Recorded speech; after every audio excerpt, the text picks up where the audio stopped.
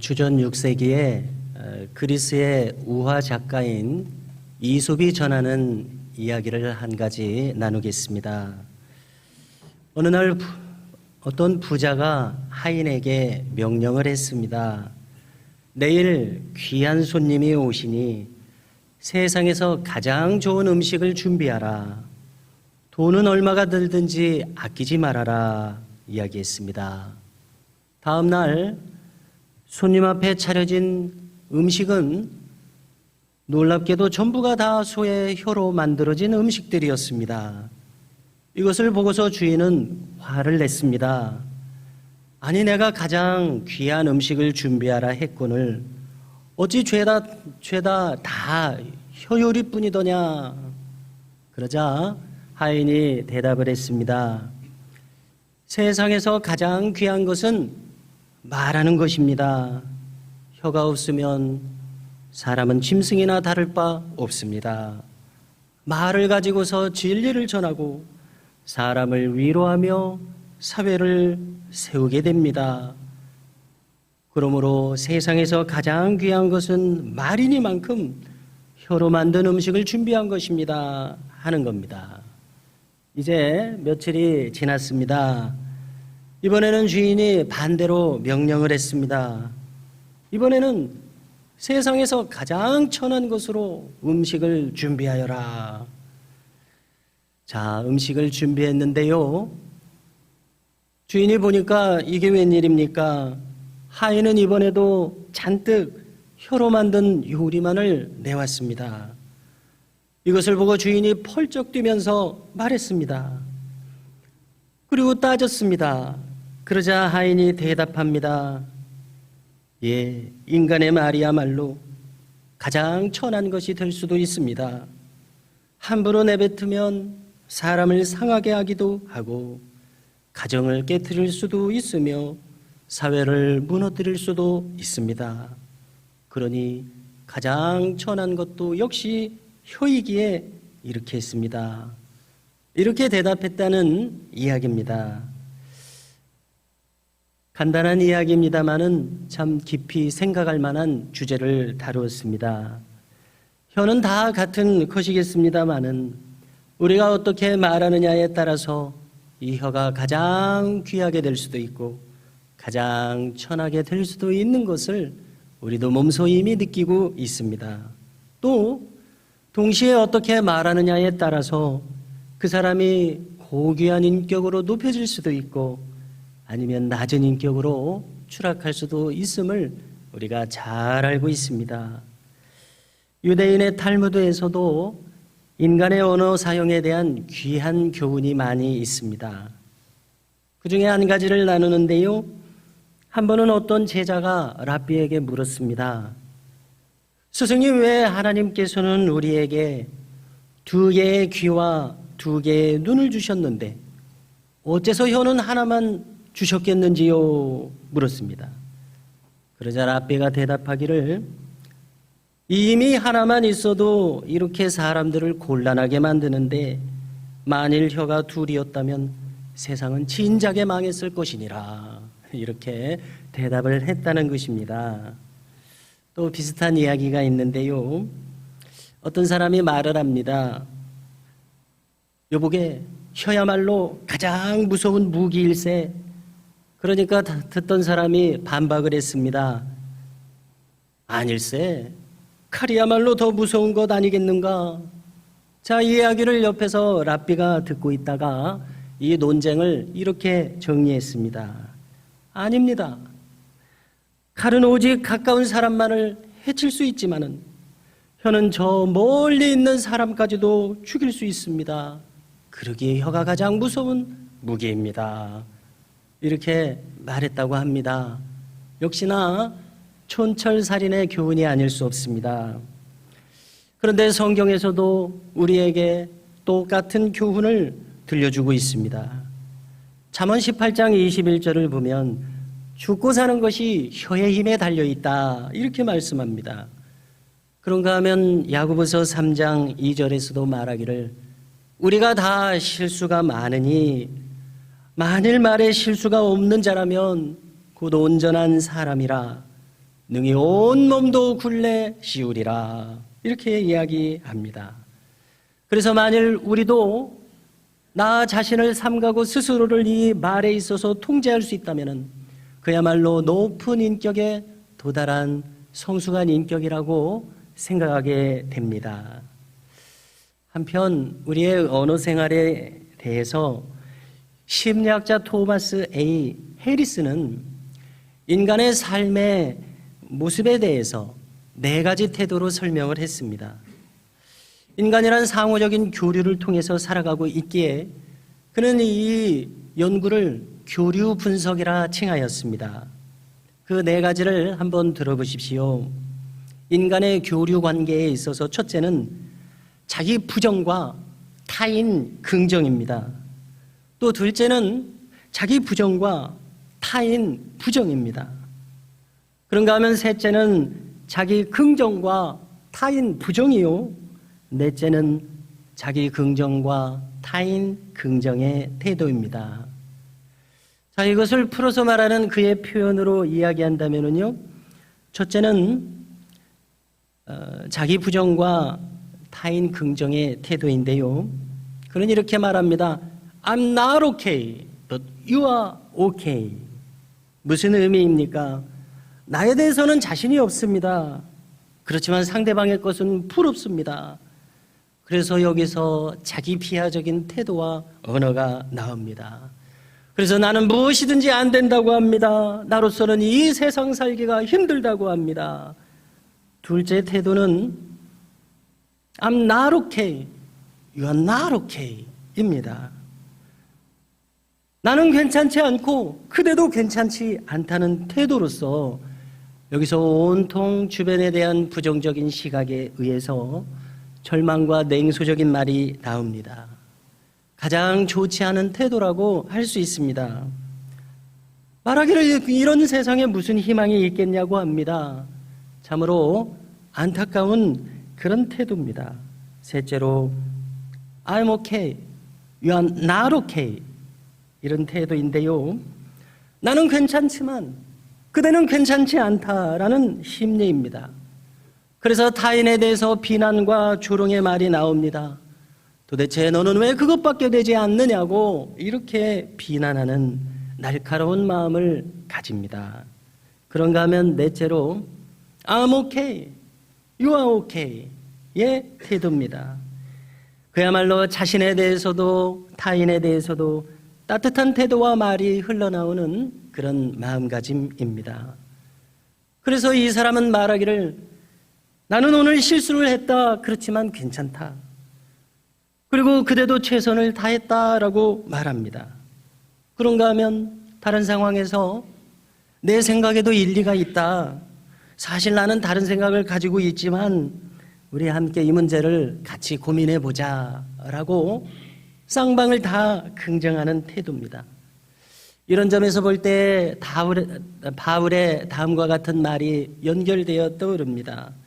바울은 말하기를 각각 자기보다 남을 낮게 여기라라고 말하면서 타인을 긍정하는 시각이 얼마나 귀한지를 말씀하고 있습니다. 또 사도 요한도 이렇게 이야기합니다. 지난주에 함께 나눈 말씀과도 연결되는 것인데요. 요한은 말하기를 우리가 사랑하면 그가 먼저 우리를 사랑하셨음이라 라고 말하면서 하나님을 긍정하고 그 안에 있는 나도 긍정하는 이러한 모습입니다. 하나님께서 나를 긍정해 주셨기에 나도 그 안에서 평강을 얻고 또 이웃도 얼마든지 따스한 눈으로 바라볼 수 있습니다. 이와 같은 내용을 살핀다면 우리의 태도는 정말 우리의 언어는 정말 우리의 태도와 마음가짐에서 나오고 있습니다.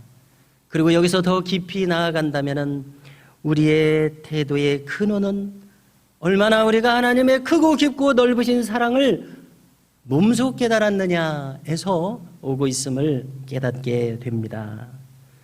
자, 그런데 오늘 성경을 보면 이스라엘 백성들은 하나님을 향해서 줄곧 원망의 말을 계속 내었습니다. 그리고 하나님은 이들의 이러한 말을 들으셨고 놀랍게도 이렇게 말씀하십니다. 그러면 너희 말이 내 귀에 들린 대로 내가 너희에게 행하리라. 그래서 그들이 평소에 했던 말이 곧 그들의 운명이 되고 말았다고 오늘 성경은 알려줍니다. 그들이 원망하는 것은 오늘 읽은 성경의 앞부분을 보면 가데스 바네아에서 터져 나왔습니다. 이곳은 이스라엘 남부지방으로서 가나안 땅에 12정탐꾼을 보내었던 곳입니다. 그리고 그곳에서 그들은 보고를 들었습니다.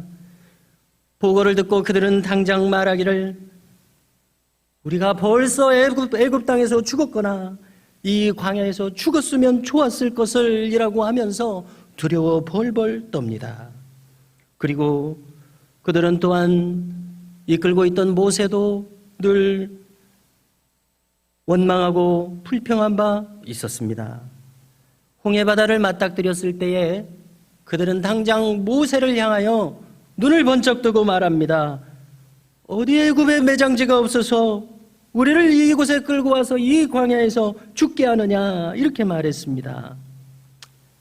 이처럼 그들의 시각은 부정적이기 일쑤였습니다. 그들에게 보고한 사람들 중에 갈렙과 여호수아는 정말 긍정적으로 말하기를 과연 그들은 우리의 밥이라고 하나님 안에서 큰 자신감을 가지고 보고했음에도 불구하고 그들은 이 보고는 외면한 채 온통 부정적이고 패배적인 나머지 10정탐꾼의 보고만을 수용하는 마음이었습니다. 자, 이것이 무엇이 문제겠습니까? 이것은 지금 마치 하나님이 자기들을 이끌고 계시지 않고 계시다는 듯이 하나님을 부정하고 있는 불신앙의 마음이었기에 이것이 지금 문제가 되고 있습니다. 이것은 그야말로 큰 불신앙이었습니다. 하나님이 안 계신다고 생각하는 것이나 마찬가지였습니다. 그들은 어떤 사람들입니까? 하나님은 홍해바다를 건너게 하셨습니다. 오늘 아침에도 만나와 메추라기로 먹이셨습니다. 어젯밤에도 구름 기둥과 불 기둥으로 그리고 지금까지도 인도하고 계신 이 하나님을 그들이 조금이라도 생각할 수 있었더라면 감히 결코 이렇게 말하지는 못했을 것이라고 생각합니다. 마치 여기에 지금 하나님이 안 계시기라도 한 것처럼 지금까지 수일 수개월을 인도하시지 않기라도 하셨다는 듯이 그들은 이렇게 불신앙의 소행으로 행하고 있었습니다. 그들은 정말 지금까지 어떤 인류도 경험하지 못했던 놀라운 이적을 몸소 경험한 사람들 아닙니까? 이렇게 이미 마음에 각인되고도 남아야 했을 하나님의 은혜에 대해서 그들은 어쩜 이렇게 쉽게 잊는지 아무리 생각해도 그들의 자중심성이 참으로 두드러집니다. 그리고 지난 430년 동안 뼈에 새겨진 듯한 저 애굽의 노예 생활의 습성이 그들의 정신을 이다지도 지배하고 있었구나 하는 생각을 가지게 됩니다. 그야말로 그들의 태도를 보면 한마디로 자기를 부정하고 있고 더 나아가서 근본 하나님을 부정하는 태도였습니다. I'm not okay 이러한 정신 속에서 You are not okay 하나님마저 부정하는 이러한 마음이었습니다. 그야말로 성경을 읽는 우리로서는 이 사람들 정말 구제불능의 늪에 빠졌구나라는 생각이 들 수밖에 없습니다. 이제 이들에 대한 하나님의 말씀을 오늘 본문에서 다시 한번 들어보십시오. 27절입니다. 나를 원망하는 이 악한 회중에게 내가 어느 때까지 참으랴. 이스라엘 자손이 나를 향하여 원망하는 바 그 원망하는 말을 내가 들었노라. 이어서 28절에서 말씀하십니다. 모세와 아론에게 하시는 말씀입니다. 그들에게 이르라. 여호와의 말씀에 내 삶을 두고 맹세하노라. 너희 말이 내 귀에 들린 그대로 내가 너희에게 행하리니 전하라는 것입니다. 그 다음 말씀은 더더욱 두렵습니다. 너희 시체가 이 광야에서 엎드러질 것이라. 너희 중에서 20세 이상으로 기수된 자 곧 나를 원망한 자 전부가 칼렙과 여호수아 외에는 내가 맹세하여 너희에게 살게 하리라 한 땅에 결단코 들어가지 못하리라. 너무나도 놀라운 말씀입니다. 이 말씀을 통해서 우리는 하나님께서는 우리에게 말씀하시는 하나님이실 뿐만이 아니라 우리의 태도와 말에 대해서 언제나 듣고 계시는 하나님이심을 깨닫게 됩니다. 그리고 그 들은 바에 의해서 하나님은 지금 가차없이 물러서지 않는 심판의 말씀을 내셨습니다. 참으로 두렵고 놀랍습니다. 그러므로 우리는 오늘 본문을 대하면서 꼭 생각해야겠습니다. 우리의 말과 태도에 대해서 하나님은 언제라도 심판하시는 하나님이시라는 이 점을 우리는 잊어서는 아니 되겠다고 생각을 합니다. 바로 이것이 우리가 삼가며 나를 말씀 안에서 통제해야 할 이유가 되고 있습니다. 그리고 무엇보다도 우리는 오늘 말씀을 대하면서 나를 돌아볼 수 있기를 바랍니다. 나는 하나님 안에서 살아가면서 그분 안에서 나를 긍정하고 있는 사람인가? 아니면 하나님 안에 있다는 이 사실과 진리조차도 부정하고 있는 사람인가? 그래서 이것이야말로 나의 영혼에 대한 정말로 중요한 시금석이 되고 있음을 깨닫게 됩니다. 하나님 안에서 나를 긍정한다면 우리는 그 출발점으로부터 전혀 다른 세상을 살게 될 것이라고 믿습니다. 이제 우리는 내가 살아가는 현장에서 어떤 말을 하고 어떤 생각을 하는지를 돌아봐야 할 것입니다. 먼저 우리는 가장 가까이에서 가정에서 원망하고 비판하는 말 대신에 작은 일에도 고맙고 감사하다고 말할 수 있는 이런 마음이 필요하겠습니다. 또 교회에서도 사람들이 살아가는 만큼 불편하고 또 마음에 들지 않는 일도 있겠지요. 그렇지만 그런 일이 있다 할지라도 비판하는 말 대신에 수고하셨습니다, 애쓰셨습니다 이렇게 세워주는 이러한 말이 참으로 필요합니다. 흔히 말하기를 칭찬은 고래도 춤추게 한다고 하지 않습니까? 우리는 인정 욕구를 가지고 있습니다. 누가 나를 조금이라도 인정해 준다면 그것처럼 고마운 일이 어디 있겠습니까? 또 우리가 일하는 일터에서도 늘 지내면서 우리는 어떤 벽을 맞닥뜨릴 수 있습니다. 그때에도 안 되는 방향으로 생각할 것이 아니라 옆 사람에게 잘 될 것입니다, 우리는 잘 해나갈 수 있을 것입니다 라고 격려할 때 우리는 밝은 미래를 스스로 당겨오는 그러한 사람이 되리라 생각을 합니다. 어떤 극장에서의 일화를 나누겠습니다. 이 공연장에서는 관객들이 모자를 벗어야 하는 그러한 규칙이 있어서 장내의 여러 곳에 이것을 안내문을 썼습니다. 자, 그런데 장내의 아나운서가 공연을 시작하기 위해서 사회를 보려고 섰는데 객석에 여전히 고집하며 모자를 쓴 남성 관객이 발견되는 겁니다. 사회자가 이것을 보고서 고민스러워졌습니다.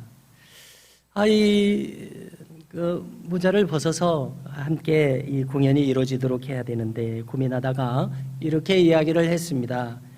신사숙녀 여러분, 반가운 소식 하나를 말씀드리겠습니다. 저희 극장에서는 오늘에 한해서 70대 이상의 남성분에게 모자를 쓰는 것을 허락하기로 방금 결정을 했습니다. 이렇게 말했는데요. 이 말을 듣고서 모자를 쓰기를 고집하고 있던 그분이 스스로 모자를 벗어서 이렇게 무릎 위에 올려놓는 것이었습니다.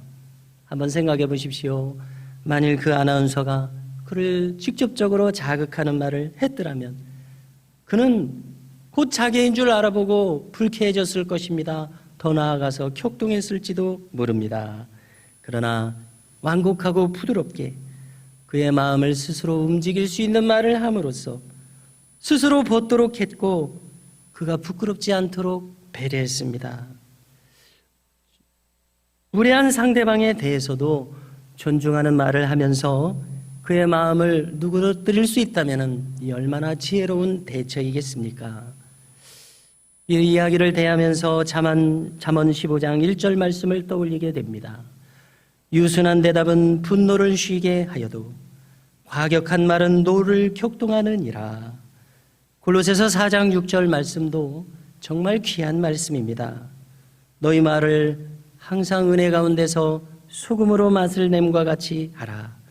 그리하면 각 사람에게 마땅히 대답할 말을 알리라. 다음과 같은 재미있는 이야기를 어떤 설교에서 읽어서 전해드리고자 합니다. 한번 들어보십시오. 미국의 어떤 목사님이 한 교회에서 40년간 목회를 아주 성공적으로 은혜롭게 이어오셨다는 것입니다. 자, 그런데 이 목회를 이렇게 이끌어 오신 비결 한 가지가 있는데요. 이것이 참 재미있습니다. 이 목사님은 이제 교인들의 가정을 방문할 때나 또 다른 데서 만날 때마다 성경책만이 아니라 검정색 노트를 한 권 함께 가지고 다니셨습니다. 자, 이 노트는 이름하여 교인 불평록이라는 제목을 써붙인 노트였습니다. 그래서 이야기를 나누다가 교인들이 이런저런 불평을 이야기할 때가 있습니다. 자, 그때 목사님은 말씀을 하시게 됩니다. 노트를 펴 놓으시면서 잘 알겠습니다. 그러면은 방금 말씀하신 것을 이 노트에 기록을 하십시오. 그리고 그 옆에다가 서명을 하십시오. 이렇게 이야기를 했다는 것입니다. 자, 그래서 지난 40년 동안 한 사람의 교인도 그 노트에 내용을 쓰고 서명한 분은 없었다는 것입니다. 왜냐하면 아무래도 서명할 때에 자신이 지금 거기에 낸 말을 타속한 책임을 져야 하지 않겠습니까? 그리고 아무 생각 없이 한 말이겠지만 한 번 더 생각한다면 이것은 그냥 편견을 가지고 한 말일 수도 있고 짧은 생각에서 한 말일 수도 있고 성경과 무관하게 한 말일 수도 있지 않겠습니까? 그러니 여기에 선뜻 서명하기가 누구라도 어렵겠지요. 이래서 아무도 서명하지 않은 그 노트를 그렇게 가지고 다니셨다는 재미있는 이야기입니다. 영국의 작가인 세뮤얼 스마일스의 경구를 함께 다시 떠올리고자 합니다. 그는 말합니다. 생각은 행동을 낳는다. 행동은 습관을 낳는다. 습관은 인격을 낳고 그 인격은 그의 운명을 낳는다. 라는 말입니다. 자, 이 말에 의하면 생각과 말은 그대로 나의 인격이 됩니다. 그리고 그것이 나의 운명을 결정짓습니다. 그렇다면 우리의 생각과 언어 생활이야말로 얼마나 이것을 귀중하게 다듬어야 할지 깨닫게 하는 그런 소중한 말입니다. 사랑하는 성도 여러분, 우리가 어떤 말을 하느냐에 의해서 우리의 삶이 만들어집니다. 우리의 공동체가 세워집니다. 그리고 나의 말은 나의 신앙의 현주소를 그대로 드러내고 있습니다. 오늘 이 말씀을 나누면서 저 성전에서 하나님의 옷자락을 친히 배웠던 이사야 선지자를 떠올리게 됩니다. 놀랍게도 그는 하나님의 옷자락을 배웠을 때에 자신의 입술이 그처럼 부정했다는 그 부끄러움을 떠올리게 되었습니다. 이렇게 깨닫고 있는 이사야 선지자에게 하나님은 천사를 통해서 숯불을 가져다가 그의 입술을 지지도록 하셨습니다. 그의 입술이 성결케 하신 것입니다. 이것을 생각하면서 우리의 입술도 어제보다도 오늘 더 성결케 될 수 있기를 바랍니다. 어제의 원망보다 오늘은 더 감사할 수 있고 어제 절망했던 생각과 말이 오늘은 소망의 말로, 비난의 생각과 말이 오늘은 사랑과 수용의 말로 더 새로워질 수 있기를 바랍니다.